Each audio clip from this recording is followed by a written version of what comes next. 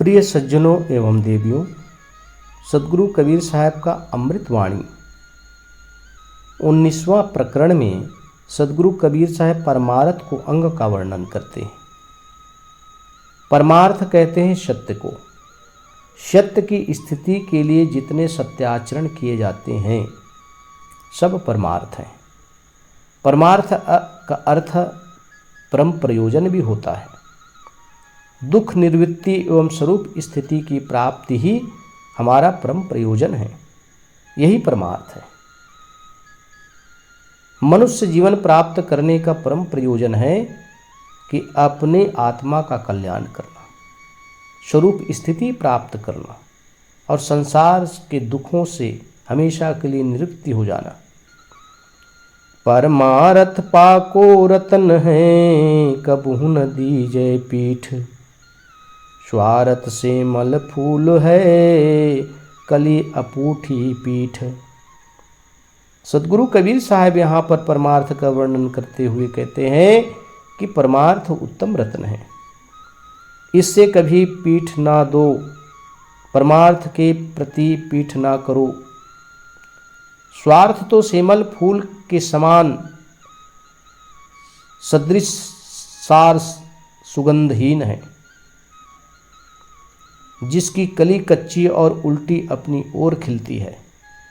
साहब कहते हैं, उदाहरण देते हैं परमार्थ और स्वार्थ।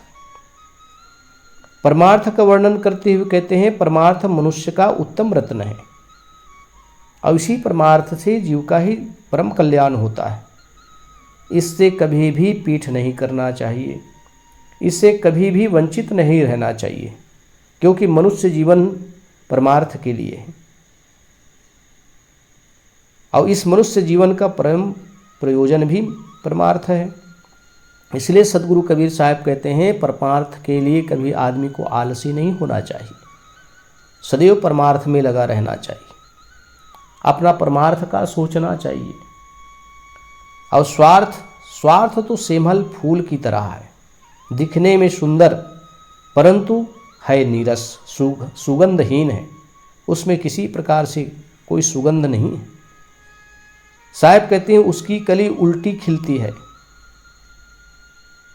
इसीलिए जो है साहब जो है सेमल फूल का उदाहरण देते हैं।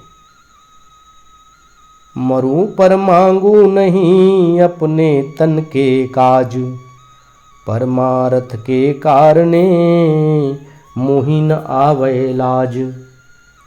सदगुरु कबीर साहब कहते हैं, मैं मर जाऊंगा परंतु किसी से भीख नहीं मांगूंगा। मरूं पर मांगू नहीं। लेकिन आज संसार में लोग भीख मांगने में कतराते नहीं। अपने पेट के लिए भीख मांगना ठीक है, और साहब कहते हैं परमार्थ के लिए मांगना भी ठीक है, क्योंकि आप परमार्थ कर रहे हैं। तो साहब कहते हैं, मरूं पर मांगू नहीं, अपने तन के काज, अपने शरीर के लिए, अपने स्वार्थ के लिए मैं नहीं मांग सकता। मर जाऊंगा परंतु मैं किसी से भीख नहीं मांगूंगा। परमार्थ के कारणे मोहि न आवे लाज। परंतु अगर परमार्थ के लिए मांगना पड़े तो मुझे किसी प्रकार से लज्जा नहीं है। अगर किसी का हित होता है, किसी का कल्याण होता है, तो मांगने में कोई हानि नहीं। अगर सत्संग करना है तो मांगना पड़ता है, संतों को बुलाना है, संतों का खर्च उठाना है। लेकिन आप जो है बिना प्रयोजन के आप मांग रहे हैं, तो ये तो पाप है। मांग तो रहे हैं दूसरे से, परंतु इसका कोई प्रयोजन नहीं, अपने स्वार्थ के लिए मांग रहे हैं। साहब कहते हैं, अपने स्वार्थ के लिए मांगना महापाप है। इसलिए कहते हैं कि मरूं पर मांगू नहीं। तो अपने स्वार्थ के लिए मांगना महापाप है और परमार्थ के लिए मांगना महापुण्य का कार्य। प्रीति रीति सब अर्थ की, परमार्थ की नाही। कहें कबीर परमारथी, बिरला कोई कली माही।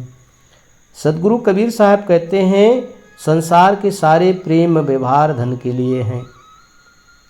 संसार में जो आजकल प्रेम देखा जाता है वो धन के लिए प्रेम करते हैं। आदमी के पास धन नहीं है तो लोग उनको दुत्कारते भी हैं, उनका कोई सम्मान नहीं करते। लेकिन जिनके पास धन है आदमी उनके चरण को भी धोने के लिए पीने के लिए तैयार है। इसलिए साहब कहते हैं प्रीति रीति सब अर्थ की। जो प्रीति संसार में देखी जाती है वो स्वार्थ के लिए देखी जाती, अर्थ के लिए, धन के लिए मनुष्य प्रेम करते, परमार्थ के लिए नहीं करते। अगर परमार्थ के लिए प्रेम करते तो आज संसार में ऐसे धोखाधड़ी और नाना प्रकार के जो लूटपाट हो रहे हैं ये सब नहीं होते। इसलिए सदगुरु कबीर कहते हैं कि इस भौतिक युग में तो बिरला कोई परमार्थी होगा। और वास्तविक में इस संसार में कामी, क्रोधी, लोभी, लालची सब मिलते हैं। निस्वार्थ भाव से परमार्थ करने वाले बिरला ही मिलते हैं। इसलिए साहब कहते हैं संसार के सारे प्रेम व्यवहार धन के लिए है, परमार्थ के लिए नहीं। सुख के संगी स्वार्थी, दुख में रहते दूर, कहें कबीर परमार्थी, दुख सुख सदा हजूर। सुख के संगी स्वार्थी, संसार के सब स्वार्थी सुख के संगी हैं। यहाँ पर सदगुरु कहते हैं कि संसार के लोग इतने स्वार्थी हैं, सुख में आपका मदद करते हैं, लेकिन दुख आए तो वो किसी प्रकार से आपका सहयोग नहीं कर सकते। वो दुख आए तो भाग जाते हैं। इसलिए साहब कहते हैं उन्होंने बहुत ही निकट से देखा संसार के लोगों को और अपना अनुभव उन्होंने व्यक्त किया। इस साखी के माध्यम से साहब कहते हैं संसार के सब स्वार्थी सुख के संगी हैं। वे दुख आने पर दूर हो जाते हैं, दुख आने पर छोड़ देते हैं, दुख आने पर भाग जाते हैं, परंतु परमार्थी जन दुख सुख सब समय में साथ देते हैं। साहब कहते हैं जो सच्चे परमार्थी हैं दुख सुख सब में साथ रहते हैं, वो कभी छोड़ते नहीं हैं, चाहे कुछ भी हो जाए। यही सच्चे परमार्थी का लक्षण है। और जो स्वार्थी होते हैं वो दुख में छोड़ देते हैं, दुख से दुख आए तो भाग जाते हैं, किसी प्रकार से सहयोग नहीं करते। जो कोई करे सो स्वार्थी, अरस परस गुण देत, बिन किय करे सो सूरमा, परमार्थ के हेत। जो कोई परस्पर लेता देता है सब स्वार्थ के गुण हैं। संसार में जो व्यवहार चल रहा है यह सब लेन देन से ही चल रहा है।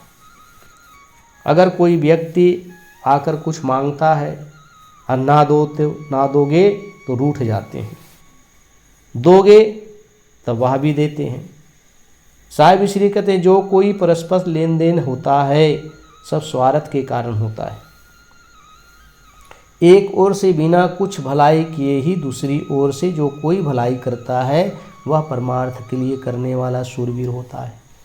साहब जो है सच्चे परमार्थी का लक्षण बताते हुए कहते हैं अगर सामने वाला किसी प्रकार से कुछ भी भलाई नहीं कर रहा है और दूसरी ओर से आप भलाई करते हैं, यही परमार्थ के परम लक्षण है, यही शूरवीर के लक्षण है और यही कल्याणार्थी के लक्षण है। तो सज्जनों, संसार में जो स्वार्थ है वो बहुत खतरनाक है। इसलिए साहब कहते हैं जो कोई करे सो स्वार्थी। जो कोई भी आदमी करता है स्वार्थ के लिए करता है, और स्वार्थ में अगर कुछ ना मिले तो वही आपका अपमान करना शुरू कर देते हैं, आपकी बुराई करना शुरू कर देते हैं, आपका अहित करना शुरू कर देते हैं। इसलिए चाहे गुरु हो या शिष्य हो, और शिष्य अगर स्वार्थ से जुड़े हुए तो समझ लो वह गुरु का अपमान करेंगे ही। तो इसी प्रकार से संसार के लोगों का व्यवहार है। स्वार्थ सूखा लाकड़ा छाह बिहूना सूल, पीपल परमार्थ भजो सुख सागर को मूल। सदगुरु कबीर साहब कहते हैं कि स्वार्थ शक्ति तो बिना छाया के सूखी लकड़ी के समान है और सदैव संताप देने वाली है। जैसे सूखी लकड़ी में ना फल लगते हैं, ना फूल लगते हैं, ना पत्ते लगते हैं, ना ही किसी प्रकार से छाया हरियाली मिलती है। साहब कहते हैं उसी प्रकार स्वार्थ शक्ति वाले होते हैं, स्वार्थी वाले होते हैं, वो सूखी लकड़ी की छाया के समान है। सूखी लकड़ी में छाया नहीं होती, सूखी लकड़ी में छाया भी होते हैं परंतु उनका किसी को छाया नहीं दे सकते, छाया प्रदान नहीं कर सकते और सदैव संताप देने वाली होती है। परमार्थ पीपल वृक्ष के समान छायादार होता है, सुख का समुद्र एवं कल्याण की जड़ है, अतः परमार्थ का ही सेवन करो। सदगुरु कबीर साहब पुनः परमार्थ का वर्णन करते हैं कि परमार्थ वह है, वह पीपल वृक्ष के समान छायादार है, वो सुख देने वाला है और समुद्र के समान कल्याण करने वाला है। वह सुख का समुद्र है। जैसे समुद्र अथाह जल से भरा होता है, उसी प्रकार से परमार्थ सुख का समुद्र है, वो सुख से भरा रहता है। इसीलिए मनुष्य परमार्थ करता है तो परम सुख को प्राप्त होता है, उसका मन शांत रहता है, मन में किसी प्रकार से भाव नहीं आते क्योंकि वह कल्याणार्थी है। इसलिए साहब कहते हैं कि परमार्थ का ही सेवन करो। सूखी लकड़ी की तरह जो स्वार्थी होते हैं वो तो सदैव संताप में जलते ही रहते हैं, वो संताप देने वाले होते हैं, परंतु परमार्थ परम शीतल प्रदान करने वाले होते हैं। धन रहे न जो बन रहे, रहे न गाम न ठाऊं, कबीर जग में जस रहे, करते किसी का काम। सदगुरु कबीर साहब कहते हैं अंत में धन नहीं रहेगा, न जवानी रहेगी, न स्थान मकान ही रहेंगे। साहब कहते हैं धन रहे, हम जितने भी जीवन भर धन कमाते हैं, जब से हमने होश संभाला,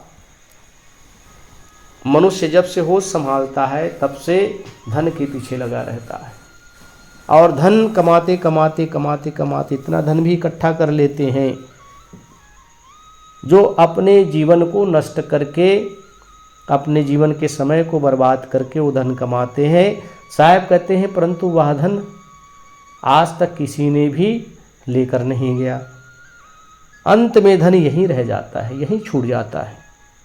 ये जवानी भी नहीं रहती है, ये जवानी भी खिसक रही है, पल पल ये बुढ़ापे की तरफ बढ़ रही है। साहब कहते हैं ना जवानी रहेगी और ना वह स्थान रहेगा जिसमें हम रहते हैं। जिस मकान में हम रहते हैं वह भी मकान एक दिन नष्ट हो जाएगा। तो सदगुरु कबीर साहब कहते हैं कि जगत में केवल यश रहता है, अतः किसी की भलाई करते चलो, यश कमाते चलो, क्योंकि भलाई में ही यश छुपा हुआ है। इसलिए साहब कहते हैं कि जगत में अगर कमाना ही है तो परमार्थ कमाओ, यश कमाओ, भलाई कमाओ। तो इस प्रकार से सदगुरु कबीर साहब जो है धन, जीवन, स्थूल चीज़ों के विषय में बताते हुए कहते हैं कि यह सब एक दिन छूट जाएगा, ये शरीर भी एक दिन नष्ट हो जाएगा, लेकिन इस जगत में यश, भलाई, कीर्ति ही ये मनुष्य के शुभ कर्म से फैलते हैं, यही उनको प्राप्त होते हैं।